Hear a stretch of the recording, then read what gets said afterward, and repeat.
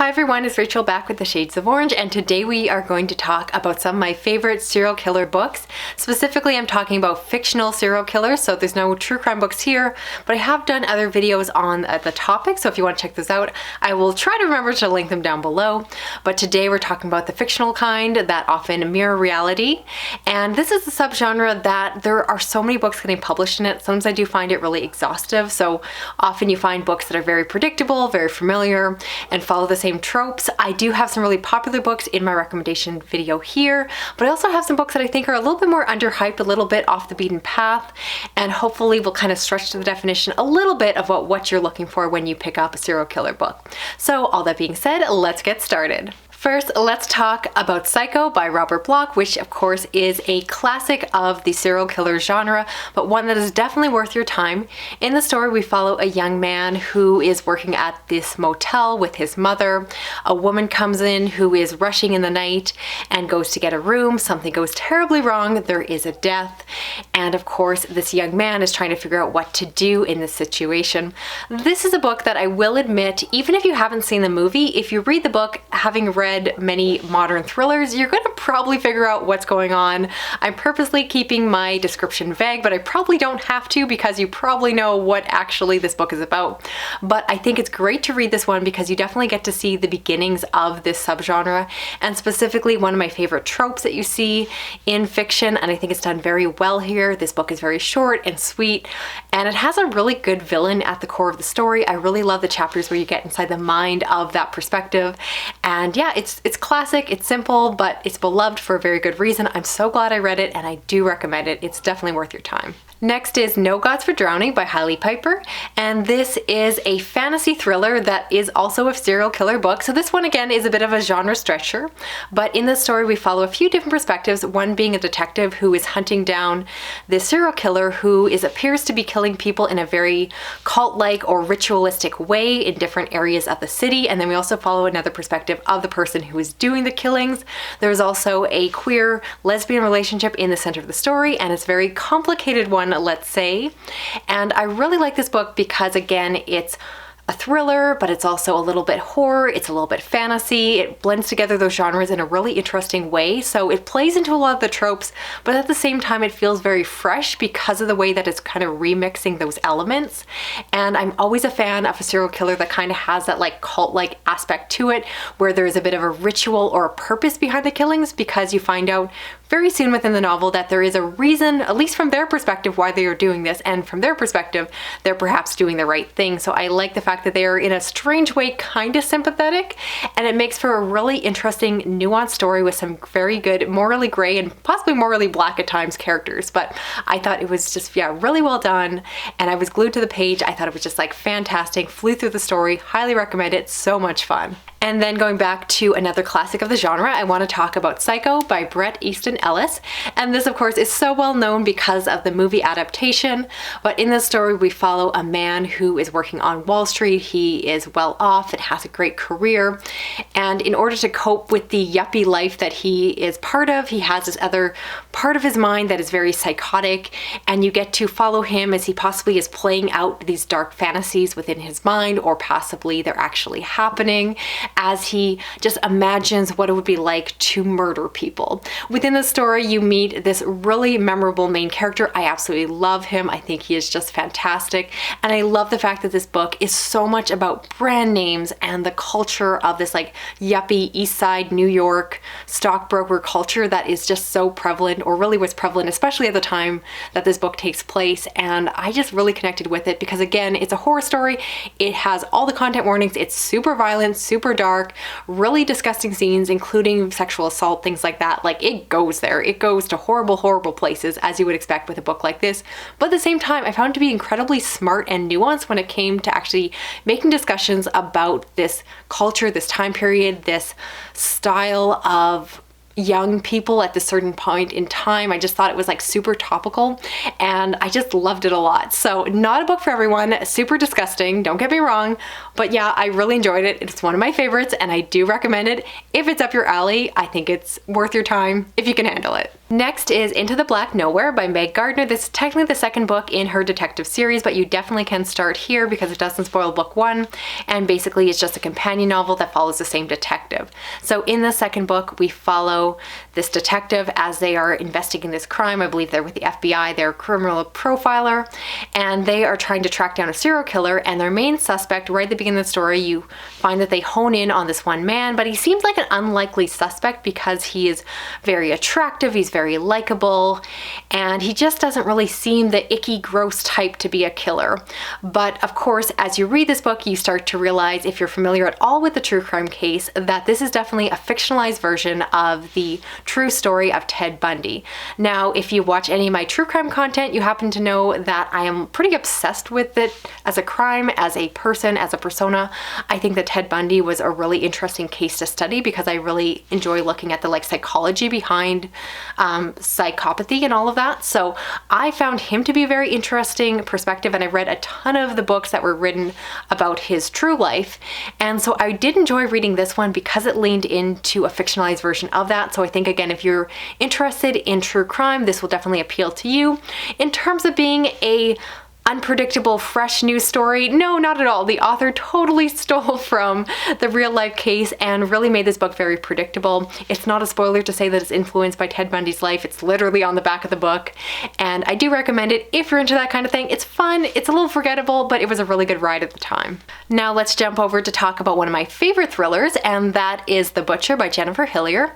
This follows a young Filipino man who is engaged to get married, and the woman that he's engaged to, her mother was killed by this infamous serial killer known as the Butcher. And there's a tie within the story because the man that she's engaged to, his grandfather was the police officer responsible for taking down the Butcher many years ago, and so they're tied together. However, this young woman isn't quite sure that the Butcher is actually dead. Perhaps they got the wrong man, and so she starts to investigate.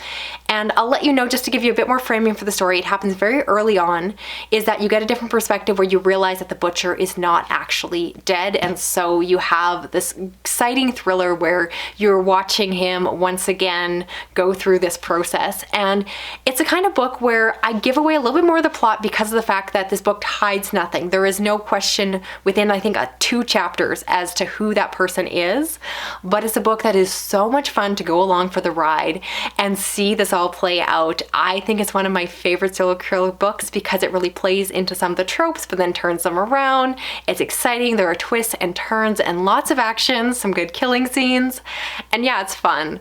I love the fact that it's all tied together in this weird family dynamic, and it has this great Filipino cultural aspect tied behind it. But yeah, I love it a lot. I wish more people would read it, so hopefully some of you will do so after watching this video. Next, for another fun one, let's talk about When the Corn is Waist High by Jeremy Scott. And this is a cozy serial killer story, which is a hard thing to pull off. Compared to a lot of the other books on this list, this one is a lot more safe. There really isn't as much of the gruesome, nasty details that you see in the other stories. Definitely multiple people die. It is still a murder story, but it's done in more of a cozy way. So within the story, we follow the chief of police, or the sheriff of this town, who also happens to be the local priest, and he's in charge of investigating this murder that takes place. And soon enough there is another murder, and so it starts to look like a serial killer. They bring in the outside authorities and he works with them to try to puzzle out who the serial killer is. So you can imagine with this book, you have this sheriff who is also a priest, and so he is really sharing his ideas and philosophies based off of religion. He's talking a lot about small town life. There's lots of references and nuances to, I believe, Southern US culture, and it just felt so quaint, so adorable. And if you follow my channel for a while, you know that quaint and cozy are not words that normally attract me to a book, but this one is definitely special. It has some unique twists and turns that made it a lot of fun, and you just kind of have to stick it out. I do say it's one book you have to read to the end or you won't totally get what the author's trying to do, but oh my goodness, it was so fun. Definitely, again, safer than other books on this list, but at the same time it holds its own. It's not a bunch of women sitting around and knitting scarves while they solve a mystery at the local library, but it has a lot of fun at the same time, and you just gotta try it for yourself. So So if you're also pretty tired of some of the hard-boiled detective stories, then this is just a really unique one because, again, the main character who is trying to investigate this whole thing just has a totally different perspective and is so unconventional compared to the usual detective you see trying to solve the case. So highly recommend this one. Next, I want to talk about The Whisper Man by Alex North. This is a thriller that follows a father and son who are moving to get a fresh start after losing their mother. And within the story, you find out that there was a serial killer that was active many years ago. He was known as the Whisper Man because he used to whisper outside the windows of his victims before stealing them away. And well, once again, possibly he is either out, even though he should be in jail, I believe, or there is a copycat because there is now a voice whispering outside the window of this young boy. This is one I really enjoy because of the fact that it really plays with the line between supernatural and realistic horror and thrillers, and as a reader you really don't know which way it's gonna go, and I'll leave it there, but I very much enjoyed this one. Particularly, I love the relationship between the father and son, which was definitely imperfect. You really got to see their struggles, and I do say in so many videos that I really like books that portray imperfect parents. I hate the stereotype that parents are just this like idealized individual that is like above and beyond being human, but no, they make mistakes, they hurt people's feelings, and sometimes they let their kids down. And so I really like getting to see their failings within this book. And again, I love the mystery of, what was going on, who was a whisperer, and I thought like the mystery, he was just like a really creepy persona. So I thought this one kind of had it all in terms of what I'm looking for when I pick up a book like this. And finally, I want to talk about Indian Killer by Sherman Alexie, and this is a thriller that follows a young man who is of Indigenous descent, but he is raised by a white couple. However, he has a lot of resentment towards the white people in his life, and so as an adult, he decides to take revenge. He decides to go and kill off the white people in his life. He is known as the Indian Killer, not because they know his identity, but because of the way that he kills his victim and actually sculpts them. And so within the story, you follow him as he's committing these grisly crimes. And you also get the perspective of a young woman of Indigenous descent who is going to university and taking Native classes. And so within the story, their perspectives begin to intertwine. And I will say that this is a really nuanced story that has some incredible racially charged aspects to it. It definitely goes there. It doesn't hold back or pull any punches, but at the same time, it's also a really fun, gory, violent serial killer book. It kind of has it all. I do enjoy serial killer books where you know the serial killer from the beginning. I enjoy the process more than the destination or surprise of finding out who it is at the end. I would rather go along for the ride, and this is definitely those type of books. So it's very action-packed, it's very fun, but again, very smart.